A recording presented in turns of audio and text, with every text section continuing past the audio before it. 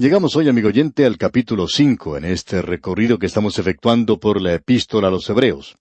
Y en el versículo 1 vamos a ver cuál es la definición de un sacerdote. Se nos dice que Cristo es nuestro gran sumo sacerdote. Eso es algo muy importante de notar de nuestra parte, que Él es nuestro gran sumo sacerdote. En nuestro programa anterior vimos que teníamos acceso a Él. Cada creyente es un sacerdote. Usted puede ir a Él de la misma manera en que lo podía hacer a Aarón, y Él era un sumo sacerdote. Y todos los de la tribu de Leví eran sacerdotes. Nosotros tenemos un gran sumo sacerdote y tenemos acceso a Dios. Podemos ofrecer sacrificios con nuestras alabanzas. ¿Le ha alabado usted al Señor hoy? Y nosotros podemos ofrecerle la substancia, el fruto de nuestras manos, o el fruto de nuestras mentes, o de nuestro tiempo.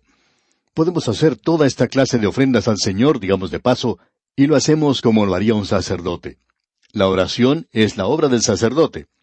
Y esto elimina todas esas cosas que tenemos hoy, todos los métodos que hemos creado en el presente.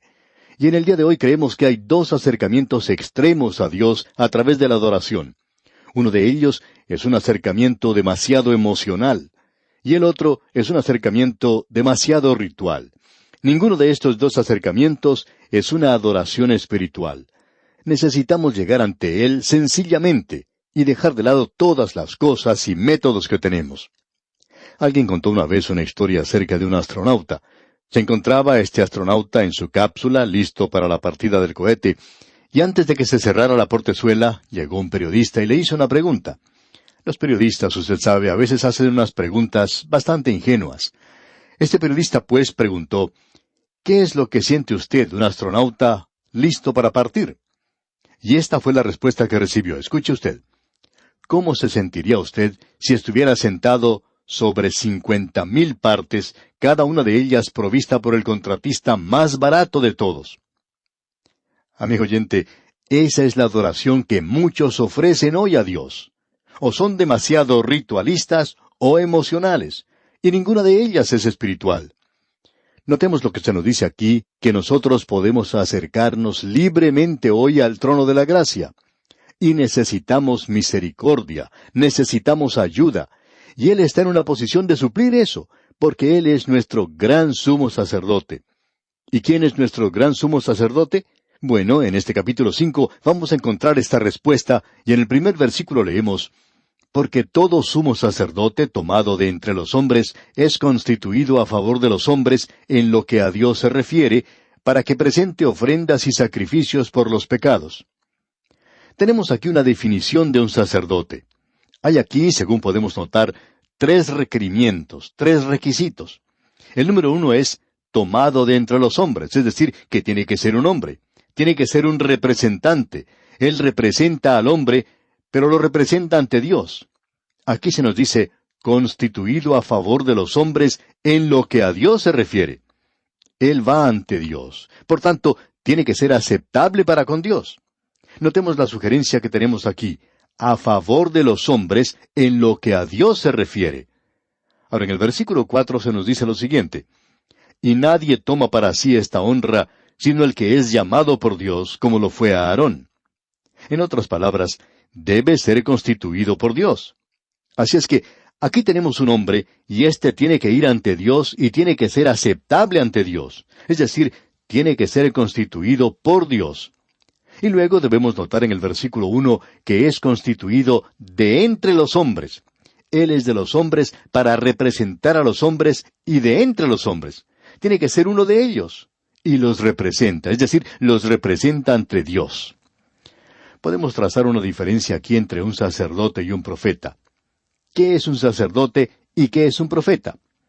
Bueno, un sacerdote va del hombre a Dios para representar al hombre ante Dios. Pero un profeta viene de Dios a los hombres con un mensaje de parte de Dios. Esa es la diferencia. Creemos que esta es una diferencia muy importante que debemos reconocer. El sacerdote va hacia arriba, de parte de los hombres, a presentarse ante Dios a favor de ellos. Y el profeta baja por el otro lado de la autopista y viene de parte de Dios hacia el hombre. Así es que yo no estoy muy interesado en escuchar a un sacerdote que me diga lo que Dios me tiene que decir. Esa es la obra del profeta, alguien que habla de parte de Dios. La tarea del sacerdote es representarnos ante Dios.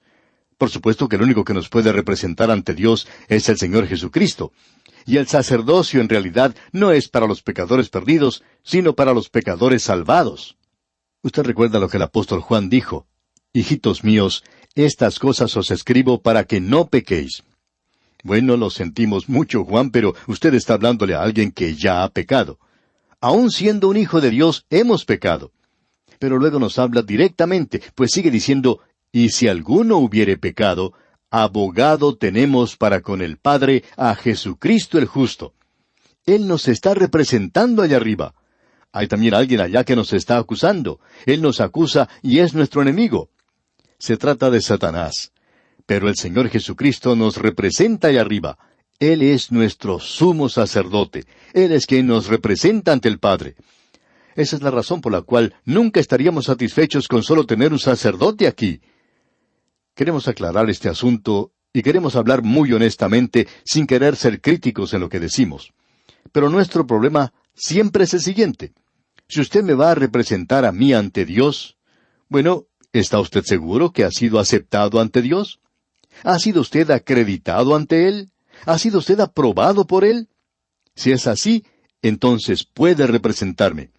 Nosotros podemos orar los unos por los otros, pero no podemos representarnos unos a los otros allá arriba. Necesitamos a alguien que nos represente, y estamos muy contentos de saber que tenemos a alguien que nos representa ante Dios. Notemos ahora lo que dice: para que presente ofrendas y sacrificios.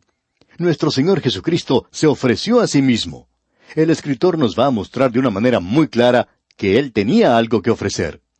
Él se ofreció a sí mismo, y cuando Él se ofreció a sí mismo, el oro y la plata se pueden convertir en algo completamente sin valor, comparado con la sangre preciosa de Cristo, quien nos redimió. Notemos lo que sigue diciendo: para que presente ofrendas y sacrificios por los pecados. No por el pecado, sino que es plural, pecados. Es decir, esto nos habla de la vida del creyente aquí abajo. Cuando uno pierde el control de sí mismo y hace o dice algo que no debe, eso es pecado. ¿Se lo confesó usted a Dios, amigo oyente? Usted tiene a alguien que lo representa allá arriba y Él puede hacer intercesión por usted. Él lo ha representado a usted ante Dios. Y nosotros necesitamos a alguien así. Luego se nos dice algo más en el versículo 2 de este capítulo 5 de la Epístola a los Hebreos. Para que se muestre paciente con los ignorantes y extraviados, puesto que Él también está rodeado de debilidad. Nosotros tenemos un gran sumo sacerdote. Y cuando Él llegó al fin de su ministerio terrenal pudo decir: ¿quién me acusa de pecado? Él estuvo acompañado durante 3 años por los discípulos, y si hubiera habido algo malo en Él, ellos lo hubieran sabido. Pero Él no cometió ningún pecado. Lo importante de notar es que Él tenía compasión con los ignorantes. ¿Qué es lo que quiere decir que es paciente con los ignorantes? Bueno, esto se refiere al pecado de la ignorancia. Muchos de nuestros oyentes quizá estuvieron con nosotros cuando estudiábamos el libro de Levítico, y allá en el capítulo 4, versículo 2 de ese libro de Levítico, se refiere a este pecado de la ignorancia. Amigo oyente, quizá usted piensa que no ha cometido algún pecado en los últimos días. Usted piensa que quizá ha estado viviendo correctamente y sin haber cometido ningún error. Sin embargo, tenemos algo que decirle. Usted comete algunos pecados de los cuales ni siquiera se entera. Pero Él cuida de eso. Él puede tener compasión como puede ser paciente con los ignorantes. Amigo oyente, la Escritura dice que hay camino que al hombre le parece recto, pero su fin es camino de muerte. Y todos nosotros nos descarriamos como ovejas, no como las cabras. Las cabras parecen ser más inteligentes que las ovejas. Las ovejas se descarrían fácilmente. Todos nosotros nos descarriamos como ovejas. Aarón fue tocado por la debilidad, pero Cristo fue tocado por un sentimiento o sentido de nuestra debilidad. Él sabe cómo nos sentimos nosotros en cuanto a ciertas cosas. Él conoce nuestras debilidades. Él es el mediador perfecto. Siempre habíamos pensado que ese pasaje allá en el libro de Isaías, cuando Israel iba a través del desierto y fracasaron, que de una forma u otra, cuando ellos fracasaron, Él también fracasó con ellos. Pero amigo oyente, eso no fue lo que Él hizo. La realidad es que cuando ellos fracasaron, Él no fracasó. Él fue capaz de ser todo ese tiempo un representante. Él fue capaz de levantarlos y mantenerles para que no volvieran a caer. Creemos que eso es lo importante y reconocemos que este pasaje de las Escrituras tiene 2 o 3 formas diferentes de leerlo. Siempre hemos pensado que no era posible para Él el caer. Él se encontraba allí cuando ellos tropezaron y cayeron, pero Él no cayó junto con ellos. Eso es lo maravilloso y glorioso que tenemos aquí ante nosotros, amigo oyente. Él se muestra paciente con los ignorantes. Él es el mediador perfecto. El problema que existía con Aarón era que podía condonar o aprobar a aquellos que habían cometido pecados que él también había cometido. Ese peligro siempre estaría presente. Pero él podía condenar a aquellos que habían cometido algún pecado que él en sí mismo no había cometido. Pero Cristo es capaz de demostrar misericordia. Él no aprueba ni condena, sino que extiende su misericordia. Cuando nosotros llegamos a Él y hacemos confesión de nuestros pecados, Él no nos predica un sermón en cuanto a hacer las cosas mejor en la próxima oportunidad. Él no nos dice, tú no debiste haber hecho eso. Él no hace eso, amigo oyente. Él simplemente demuestra su misericordia para con nosotros. La Escritura dice, si confesamos nuestros pecados, Él es fiel y justo, un sumo sacerdote para perdonar nuestros pecados y limpiarnos de toda maldad. Es maravilloso tener un sumo sacerdote así como Él. Ahora, en el versículo 3 de este capítulo 5 de la Epístola a los Hebreos, encontramos un contraste con el Señor Jesucristo, porque no hay una contraparte de esto, del sacerdocio de Aarón en Cristo. Y el versículo 3 dice, y por causa de ella debe ofrecer por los pecados, tanto por sí mismo como también por el pueblo. Usted recordará que en el gran día de la expiación, Aarón primero llevaba el sacrificio, llevaba la sangre por sus pecados. Primero tenía que arreglar el asunto de sus propios pecados. Así que no es un tipo o figura de Cristo. Cristo no tuvo que hacer una ofrenda o sacrificio por sí mismo. Él lo hizo por usted y por mí, amigo oyente. Ahora ya hemos visto lo que dice el versículo 4 de este capítulo 5, pero leámoslo otra vez. Y nadie toma para sí esta honra, sino el que es llamado por Dios, como lo fue Aarón. Así es que tenemos aquí que él es un sacerdote porque es aceptable ante Dios. Y luego el versículo 5 dice, así tampoco Cristo se glorificó a sí mismo haciéndose sumo sacerdote, sino el que le dijo, tú eres mi hijo, yo te he engendrado hoy. Aquí tenemos otro versículo que nos presenta de una manera muy clara que el principio aquí no tiene nada que ver con Belén, que tiene que ver mucho, sí, con ese jardín cerca del Calvario donde Él fue sepultado. Allí tuvo lugar la resurrección. Él fue el primogénito de entre los muertos porque, amigo oyente, su sacerdocio comenzó cuando Él regresó allá al cielo, y eso nos habla de su resurrección. Y ahora el versículo 6 dice, como también dice en otro lugar, tú eres sacerdote para siempre, según el orden de Melquisedec. El orden de Aarón no es adecuado para presentar ante nosotros el sacerdocio de Cristo. Así es que nuestro Señor no es un sumo sacerdote en el orden de Aarón, aun cuando Aarón es el tipo, la figura, y Cristo el antitipo. Pero Cristo es el Hijo, y Aarón es simplemente un siervo. Pero ¿qué podemos decir en cuanto a este hombre? Quisiéramos dedicar unos momentos para observar a Melquisedec. ¿Quién es él? Bueno, él es mencionado en el libro de Génesis, y el único informe histórico de él se encuentra en el capítulo 14 de Génesis. Y allí se relata la ocasión cuando Abraham estaba regresando de la guerra en la cual él había recuperado a todos los ciudadanos de Sodoma y Gomorra, y eso incluye a Lot, y también regresó con todo el botín. Y el rey de Sodoma le encontró y le hizo una oferta. Él podía quedarse con todo el botín. Y este hombre Abraham estaba siendo tentado, estamos seguros, en esa ocasión. Pero él rechazó todo eso. ¿Por qué? Bueno, veamos lo que nos dice allá el capítulo 14 de Génesis, versículos 18 al 20. Dice allí, entonces Melquisedec, rey de Salem y sacerdote del Dios Altísimo, sacó pan y vino y le bendijo, diciendo, bendito sea Abraham del Dios Altísimo, creador de los cielos y de la tierra, y bendito sea el Dios Altísimo que entregó tus enemigos en tu mano. Y le dio a Abraham los diezmos de todo. Y Abraham le dio el diezmo allí al rey de Salem. Salem significa paz, y también es el rey de justicia. y Él se aparece en las páginas de las Escrituras y no sabemos de dónde viene y también sale de la misma manera. No sabemos a dónde fue y ya no hay ninguna otra mención de Él. Eso es lo histórico. Ahora, en el Salmo 110 tenemos la profecía de Melquisedec. Tú eres sacerdote para siempre, según el orden de Melquisedec. Bien, Hebreos nos da ahora esta explicación, nos da ahora esta interpretación de Melquisedec.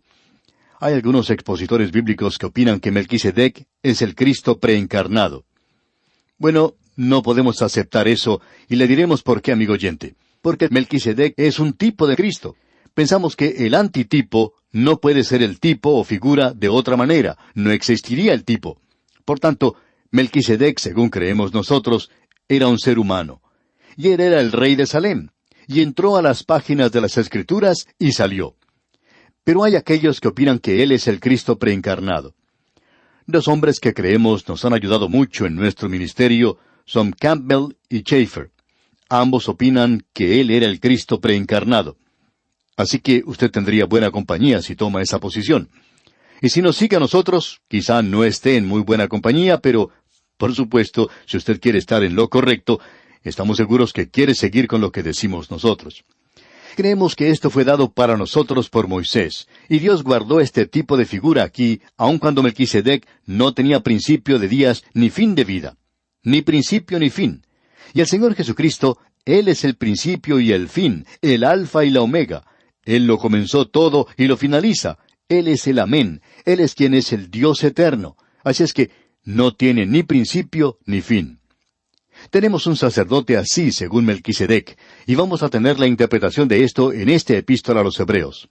Ahora, el versículo 7 de este capítulo 5 dice, «Y Cristo, en los días de su carne, ofreciendo ruegos y súplicas con gran clamor y lágrimas al que le podía librar de la muerte, fue oído a causa de su temor reverente». Creemos que aquí tenemos la verdadera interpretación de lo que el Señor Jesucristo quiso decir en el jardín de Getsemaní cuando Él oró, «Deja que pase de mí esta copa». ¿Cuál era esa copa? Era la muerte, amigo oyente. Y el Señor Jesucristo oró. Él no oró para evitar el Calvario, sino que oró para no morir en el jardín de Getsemaní, para que Satanás no pudiera cumplir con sus intenciones allí. Satanás quería evitar que Él llegara a la cruz. Una persona muy pagana hizo la siguiente declaración. «Me hubiera gustado estar allí. Le hubiéramos cortado la cabeza y lo hubiéramos hecho pedazos. Entonces nadie le habría adorado». Bueno, esa persona dijo algo sin saber lo que estaba diciendo. Cristo oró de que Él pudiera llegar a la cruz, porque esa era la forma en que Él tenía que morir, amigo oyente. Y vamos a ver esto más de cerca, Dios mediante, en nuestro próximo programa. Por ahora, vamos a detenernos aquí. Y como sugerimos siempre, le animamos a leer el resto de este capítulo 5 de la Epístola a los Hebreos para estar al tanto de lo que expondremos en nuestro próximo programa. Que Dios le bendiga es nuestra ferviente oración.